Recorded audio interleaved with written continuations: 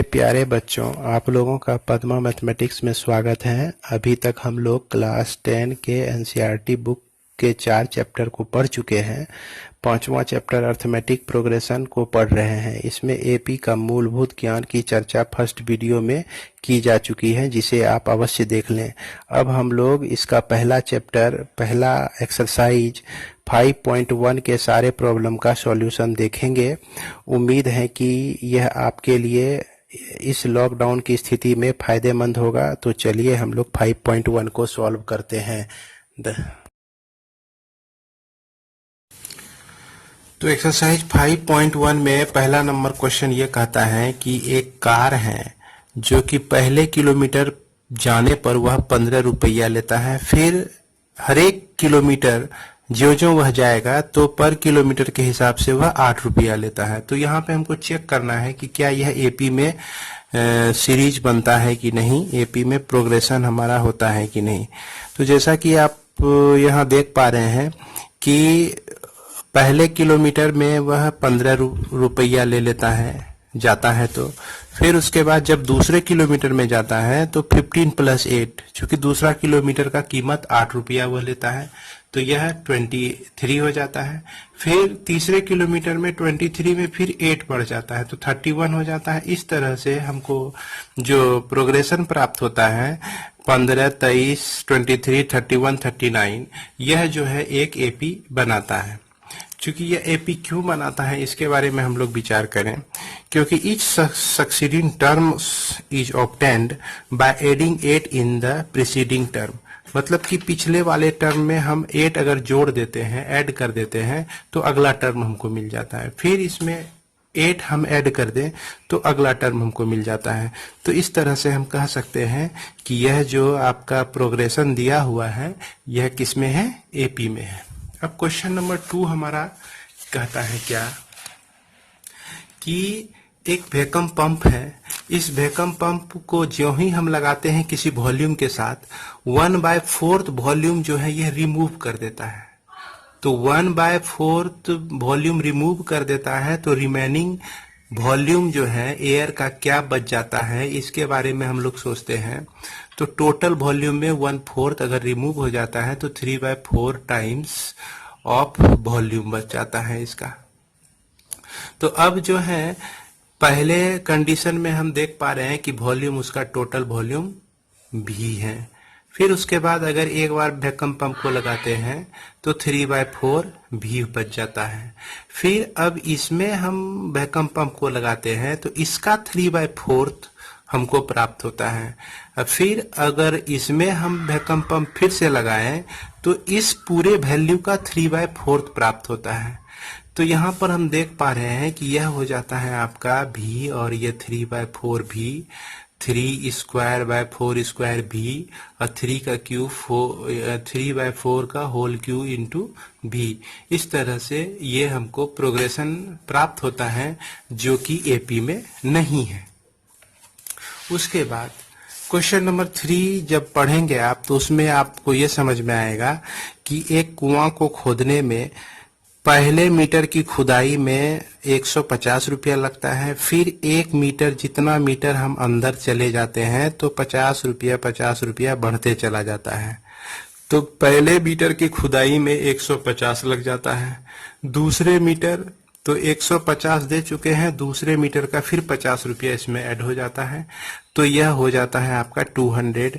इस तरह से फिर तीसरे मीटर में यह हो जाता है आपका 250। इस तरह से 50-50 इसमें बढ़ते चला जाता है। तो यहाँ देख रहे हैं कि हर एक टर्म का प्रीसीडिंग टर्म में एक निश्चित नंबर जोड़ने से हमको अगला टर्म प्राप्त होता है। इसमें हम एक निश्चित टर्म 50 जोड़ दिए, निश्चित संख्या 50 हम ऐड कर दिए, तो अगला टर्म प्राप्त हो जाता है। इस तरह से यह जो प्रोग्रेशन हमको मिलता है, यह जो श्रेणी हमको मिलता है, यह एपी में होता है।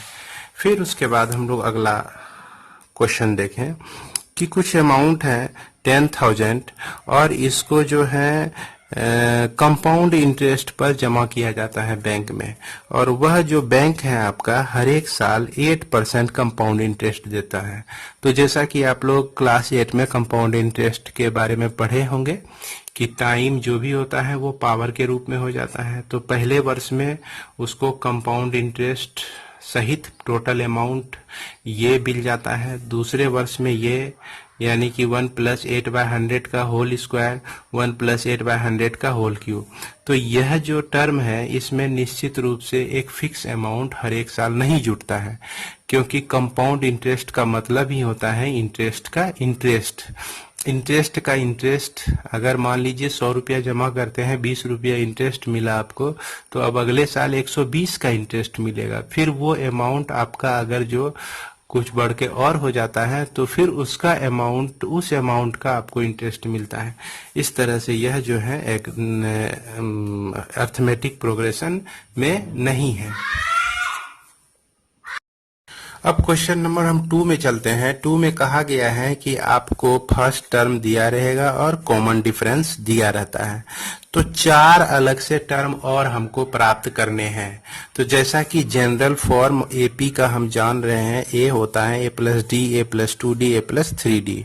तो ए का वैल्यू 10 दिया गया है, बी का वैल्यू, डी का भी वैल्यू 10 दिया गया है। तब इसमें बारी बारी से हम वैल्यू रख देते हैं। ए का वैल्यू 10 है, ए का वैल्यू 10, डी का वैल्यू 10, ए का वैल्यू 10, डी का वैल्यू 10, यहाँ 2 से मल्टीप्लाई कर दिए।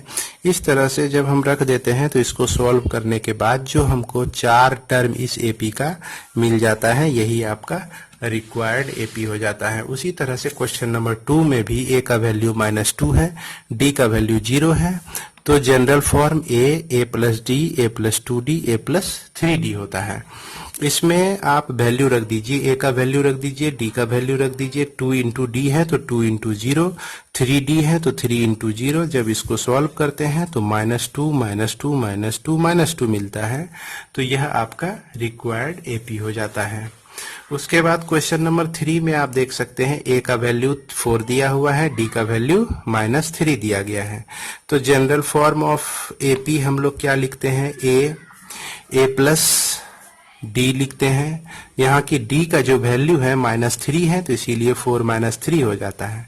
फिर a + 2d लिखते हैं, तो यहाँ पर a का वैल्यू 4 और 2 लिखें और d का वैल्यू हमारा -3 है। तो इस तरह से जब आप इसको सॉल्व करेंगे तो यह हमको रिक्वायर्ड एपी मिल जाता है, जो कि एपी में है। इसके बाद यदि 4 नंबर का क्वेश्चन में दिया गया है a का वैल्यू -1 और d का वैल्यू ½ अब इस सारे वैल्यू को बारी बारी से हम जनरल फॉर्म ऑफ एपी में रखते हैं और इसको हम इस तरह से सॉल्व करते हैं, तो यह हमारा एपी प्राप्त हो जाता है। तो यहाँ सॉल्व करने में थोड़ी सी सावधानी बरतें कि अगर फ्रैक्शनल टर्म है तो इसका मल्टीप्लिकेशन सावधानी पूर्वक करें, ताकि सॉल्यूशन करने में आपका गलत नहीं हो जाए। उसके बाद क्वेश्चन नंबर 4 हम लोग देखेंगे। 4 नंबर में आपका दिया गया है ए का वैल्यू -1.25, डी का value -0.25। General form of AP हम देख सकते हैं ये होता है।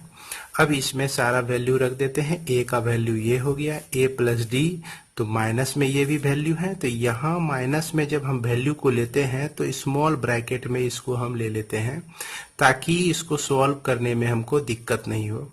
फिर जब आप इसको, फिर यहाँ पर 2 × -0.25 है, ये माइनस हम इधर ट्रांसफर कर दिए, तो यहाँ चूंकि प्लस होता है ये आपका माइनस हो गया। फिर अगेन डी का वैल्यू माइनस, जो कि ट्रांसफर होके बीच में आ जाता है, तो यहाँ भी यह माइनस हो जाता है। जब आप इसको सॉल्व करेंगे तो इस तरह का एपी हमको प्राप्त होगा। उसके बाद क्वेश्चन नंबर 3 जो है आपका, 3 में कहा जा रहा है कि for the following APs right the first term and the common difference.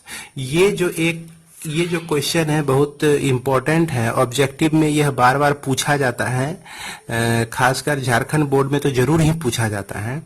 तो जैसा कि हम लोग जान रहे हैं कि कोई भी एपी दिया गया है, फर्स्ट टर्म कह रहा है, तो फर्स्ट टर्म कहने का मतलब जहां से शुरू हो रहा है वही हमारा फर्स्ट टर्म हो गया। और कॉमन डिफरेंस के लिए हम लोग जान रहे हैं कि किसी भी टर्म को, पहले टर्म को छोड़कर किसी भी टर्म को उसके पिछले वाले टर्म को माइनस कर दीजिए तो वो हमारा एक कांस्टेंट नंबर मिलता है जिसको हम लोग कॉमन डिफरेंस कहते हैं। चाहे तो आप a2 में a1 माइनस कर दीजिए, a3 में a2 को माइनस कर दीजिए, A3 4 में आप A3 को माइनस कर दीजिए। चूंकि यह जो ऑर्डर होता है अर्थमेटिक प्रोग्रेशन में AP में पहला टर्म A1, दूसरा टर्म A2, तीसरा टर्म A3, चौथा टर्म A4, पांचवा टर्म A5, इस तरह से होता है। तो इस तरह से माइनस करने से -2 आता है। उसी तरह से हम क्वेश्चन नंबर 2 को भी बना सकते हैं। जैसा कि आप ये AP दिया गया है, पहला टर्म निश्चित रूप से -5, D निकालना है आपको, तो A2 में A1 को माइनस कर दिए तो माइनस माइनस कर दिए -5 को, ये माइनस दोनों मिलके प्लस हो जाता है जिसका वैल्यू 4 आता है। फिर अगला आप AP देखेंगे 1/3, 5/3, 9/3 इस तरह से दिया गया है। पहला टर्म निश्चित रूप से A = 1/3 प्राप्त होता है। D जो है निकालने के लिए सेकेंड टर्म में फर्स्ट टर्म को माइनस कर दीजिए तो यह आपका इसका LCM हो जाता है 3, या तो थर्ड टर्म में आप सेकेंड टर्म को माइनस कर दीजिए। तो दोनों को सॉल्व करने से हमको 4/3 और 4/3 ही प्राप्त होता है। तो ये आपका 4/3 इसका कॉमन डिफरेंस हो जाता है। उसके बाद लास्ट यानी कि 4 नंबर क्वेश्चन आप देख सकते हैं 0.6 है, 1.7 है, 2.8 है, 3.9 है। पहला टर्म 0.6 हो जाएगा। D निकालना है तो दूसरे में पहले को माइनस कर देते हैं, 1.1 आता है। उसके बाद फिर तीसरे में दूसरे को माइनस कर देते हैं तो 1.1 आता है। इस तरह से D का वैल्यू 1.1 और A का वैल्यू 0.6 प्राप्त होता है। इसके बाद हम लोग देख सकते हैं क्वेश्चन नंबर 4 को। 4 में जैसा कि आपको कहा गया है, which of the following are AP, if they form an AP, find the common difference D and the 3 more terms। अगर आपको क्वेश्चन नंबर 4 में कहा गया कि AP पहले देखना है यस में है कि नो में, अगर AP यस होता है, AP में है, तो D निकालना है और मोर 3 टर्म्स भी निकालना है, 3 टर्म्स भी आपको निकालना है। तो जैसा कि आप देख रहे हैं कि पहला नंबर 2, 4, 8, 16 है। D का वैल्यू निकालने के लिए हम किसी भी टर्म में पिछले टर्म को माइनस कर देंगे तो D निकल जाएगा। जैसे 4 में 2 माइनस कर दिए या 8 में 4 माइनस कर दिए, तो इस तरह से हम देख रहे हैं कि D निकलता है। तो D का वैल्यू जो है इस कंडीशन में 2 आता है, इस कंडीशन में 4 आता है, इस कंडीशन में 8 आता है। तो यह जो है एक फिक्स नंबर नहीं है, इसीलिए यह AP में नहीं है। इसके बाद दूसरा नंबर देख सकते हैं, 2 है, 5/2 है, 3 है, 7/2 है। इसमें से हम देख पा रहे हैं कि D का वैल्यू किसी भी टर्म और उसके प्रीवियस टर्म को माइनस करने से 1/2 होता है। 3 में 5/2 माइनस कर देते हैं तो 1/2 होता है। तो इस तरह से ये AP में है। अब अगला 3 टर्म निकालने के लिए, चूंकि लास्ट टर्म आपका 7/2 है, हर एक बार 1/2 बढ़ जाता है, तो 7/2 + 1/2 कर दिए तो 8/2 आ जाता है। फिर उसके बाद 7/2 × 2 + 1/2, या तो इसको आप ऐसे भी कर सकते हैं, 8/2 + 1/2 करेंगे तो इसका वैल्यू जो है आपका 9/2 आएगा। फिर उसके बाद 9/2 में 1/2 कर देंगे तो इसका वैल्यू आपको 10/2 आ जाएगा। क्योंकि हर एक अगला टर्म प्राप्त करने के लिए फिक्स नंबर को हम पिछले वाले टर्म में जोड़ देते हैं तो वो टर्म हमको प्राप्त हो जाता है। इसी तरह से क्वेश्चन नंबर 3 को आप देख सकते हैं। इसमें आपका -1.2, -3.2, -5.2 P आपको निकालना है। तो किसी भी टर्म को किसी टर्म को पहले टर्म को छोड़कर प्रीवियस टर्म को माइनस कर दिए तो ये वैल्यू आपका 2.0 आ गया। फिर -5.2 में माइनस करना है -3.2 को। ध्यान से इसको देखेंगे, माइनस माइनस मिलके ये प्लस हो जाता है और जब इसको आप सॉल्व करते हैं तो -2.0 आता है। अब अगला 3 टर्म हमको निकालने के लिए क्या करना है, चूंकि लास्ट -7.2 है, -7.2 में ऐड कर देना है -2.0 तो प्लस और माइनस मिलके यहाँ माइनस ही हो जाएगा, जो 9 माइनस 9.2 आता है। फिर 9.2 में आप ऐड कर दीजिए 2.0, चूंकि यह माइनस में है माइनस 2.0, तो माइनस और प्लस मिलके यहाँ माइनस ही हो जाता है। इस तरह से माइनस 11.2 आता है और अगला टर्म माइनस 13.2 आता है। इस तरह से हम टर्म को निकाल सकते हैं। इसके बाद हम लोग देखेंगे क्वेश्चन नंबर 4 का 4 नंबर। तो इसमें देख रहे हैं कि -10 है आपका, 6 है, -6 है, -2 है, फिर 2 है। डी निकालने का वही रूल है, देख सकते हैं। मतलब किसी टर्म में इस -6 में माइनस कर दिए -10, इस तरह से 4 निकल गया और ये 4 हमेशा के लिए कांस्टेंट हम देख रहे हैं। इसके बाद इसका कॉमन डिफरेंस 4 निकल गया, तो लास्ट टर्म में 2 में 3 टर्म निकालने के लिए 2 + 4 कीजिए 6, फिर 6 + 4 कीजिए 10, फिर 10 + 4 कीजिए 14। इस तरह से हम निकाल सकते हैं। यह एपी में हो जाता है। फिर अगले क्वेश्चन नंबर 4 का क्वेश्चन नंबर 5 में आप देख सकते हैं कि डी का वैल्यू निकालना है, तो 3 + √2 - 3 √2। अब यदि 3 + 2 √2 में माइनस कर दें हम 3 + √2 को भी, तो इससे भी हमको √2 ही मिलता है। तो निश्चित रूप से यह एपी में है। जब यह एपी में हो गया तो हर एक बार देख रहे हैं हम कि √2 बढ़ रहा है। हर एक अगले टर्म को प्राप्त करने के लिए √2 ऐड कर देते हैं। तो हमारा लास्ट टर्म 3 + 3 √2 है, प्लस √2 कर दिए तो 3 + 4 √2 हो जाता है। तो 3 + 4 √2 के साथ फिर √2 कर दिए तो 3 + 5 √2 हो जाता है। तो 3 + 5 √2 के साथ प्लस √2 कर देते हैं तो 3 + 6 √2 हो जाता है। इस तरह से हम प्राप्त कर सकते हैं अगले 3 टर्म को। अब हम लोग आगे चलते हैं क्वेश्चन नंबर 4 का क्वेश्चन नंबर 6 देख सकते हैं। इसमें हम देख रहे हैं कि 0.2 है पहला टर्म, 0.22, 0.222, 0.2222। अब हमको डी निकालना है। तो डी निकालने के लिए जैसा आप जान ही रहे हैं कि इसमें इसको माइनस करना है, तो यह 0.2 आता है। फिर अब तीसरे टर्म में अगर जो दूसरे टर्म को माइनस कर देते हैं तो यह आपका 0.22 0.002 आता है। यह वैल्यू फिक्स नहीं है। जब फिक्स नहीं है डी का वैल्यू तो फिक्स होना चाहिए एपी के लिए, तो इसका मतलब यह एपी में नहीं है। इसके बाद हम लोग क्वेश्चन नंबर 7 देखते हैं। 7 में 0 है, -4 है, -8 है, -12 है। तो डी निकालना है आपको। -4 -0 कर दें, -4 आता है, फिर -8 -4 कर दे। तो इस चीज को आप ध्यान से देखें।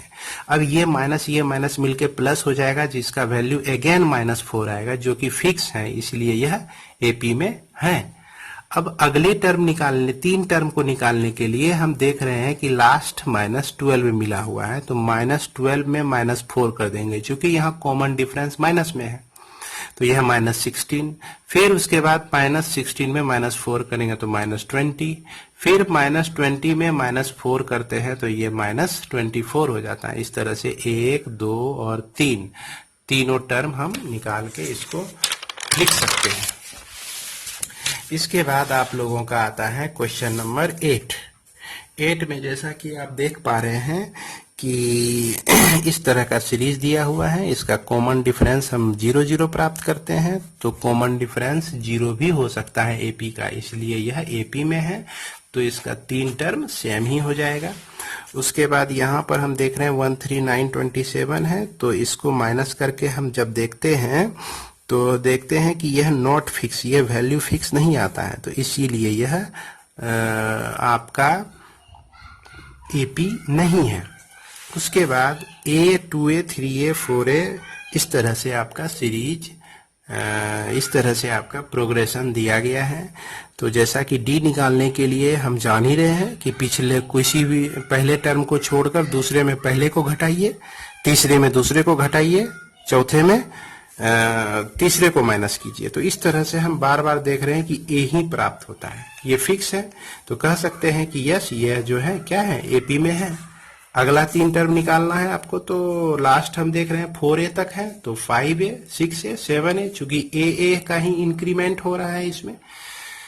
उसके बाद यदि हम क्वेश्चन नंबर 11 को देखें तो ए स्क्वायर ए क्यू ए 4 है। अब इसको आप सॉल्व करेंगे तो यह वैल्यू फिक्स नहीं आता है। ध्यान से देखेंगे, ए स्क्वायर माइनस ए लिखा हमने, फिर इसमें ए कॉमन ले लेते हैं तो ए माइनस 1 बचता है। फिर ए क्यू माइनस ए स्क्वायर लिखते हैं, इसमें ए स्क्वायर कॉमन ले लेते हैं तो ए माइनस 1 बचता है। तो यहाँ जो वैल्यू है और यहाँ जो वैल्यू आप देख रहे हैं, दोनों वैल्यू सेम नहीं है, इसीलिए यह एपी में नहीं है। उसके बाद क्वेश्चन नंबर 12 को देखेंगे हम लोग। 12 में आप जैसा कि देख रहे हैं √2 है, √8 है, √18 है, √32 है। तो इसको हम रिड्यूस करके ऐसे भी लिख सकते हैं √2। 8 को हम 2 इंटू 2 इंटू 2 3 टाइम्स, जैसे 8 जो है आपका 2 इंटू 2 इंटू 2 ऐसे लिखा जाएगा। 1 पेयर ऑफ 2 जो है एक बाहर आ गया तो इसको हम 2√2 लिख सकते हैं। 18 को 3 इंटू 3 इंटू 2 लिखिए तो यह 3√2 आ जाएगा। 32 को 4 इंटू 4 इंटू √2 लिख सकते हैं जो कि 32 होगा। इस तरह से हम लिख सकते हैं। अब हम उसी तरह से d का वैल्यू निकालते हैं। d का वैल्यू हमारा √2 बार बार आ रहा है, इसीलिए यह जो है एपी में है। और यह √2 जो है इसका कॉमन डिफरेंस हो गया, मतलब हर एक बार √2 इसमें इंक्रीज हो जाता है। तो √2 को अगर आप इसमें ऐड कर देते हैं तो 4√2 तक आया है तो 5√2 होगा। 5√2 में एक √2 और जोड़ दिए तो 6√2, फिर एक √2 और जोड़ दिए तो यह 7√2 हो जाता है। इसी तरह से आपका क्वेश्चन नंबर 13 में √3, √6, √9 और √12 है। इसको हम रिड्यूस करके इस तरह से भी लिख सकते हैं। जब हमने इसका d निकाला तो d का जो वैल्यू है फिक्स नहीं होता है, इसीलिए यह एपी में नहीं है। इसके बाद क्वेश्चन नंबर 14, 1 का स्क्वायर, 3 का स्क्वायर, 5 का स्क्वायर, 7 का स्क्वायर। इसको जब आप सॉल्व करके देखते हैं, 3 का स्क्वायर माइनस 1 का स्क्वायर करते हैं, या 5 का स्क्वायर माइनस 3 का स्क्वायर करते हैं, या 7 का स्क्वायर माइनस 5 का स्क्वायर करते हैं, तो ये वैल्यू क्रमशः 8 मिलता है, 16 मिलता है, 24 मिलता है। तो यह नॉट फिक्स होता है, इसीलिए यह आपका एपी में नहीं है। उसके बाद अगला क्वेश्चन 1, 5 का स्क्वायर 25, 7 का स्क्वायर 49, 73, इस तरह से आपका एपी दिया गया है। तो डी निकालने के लिए 25 में 1 माइनस करेंगे तो हमको मिलता है 24, फिर 49 में 25 को माइनस करते हैं तो मिलता है 24, फिर 73 में 49 को माइनस करते हैं तो 24। यह जो है एक फिक्स नंबर आता है बार बार, तो इसका मतलब यह जो है आपका एपी में है। और इस एपी का अगला 3 टर्म, तो लास्ट 73 टर्म है, टर्म जो है लास्ट का 73 है। 73 में 24 ऐड कर दिए 97, 97 में 24 को ऐड कर दीजिए 121, फिर 121 में 24 को ऐड कर दीजिए 145। इस तरह से हम देख पा रहे हैं कि अगला 3 टर्म यही है। और यहाँ तक आप लोगों का इंड ऑफ एक्सरसाइज 5.1 हो जाता है। 5.1 का इंड हो गया। और इसे देखने के लिए आप लोगों का बहुत बहुत धन्यवाद।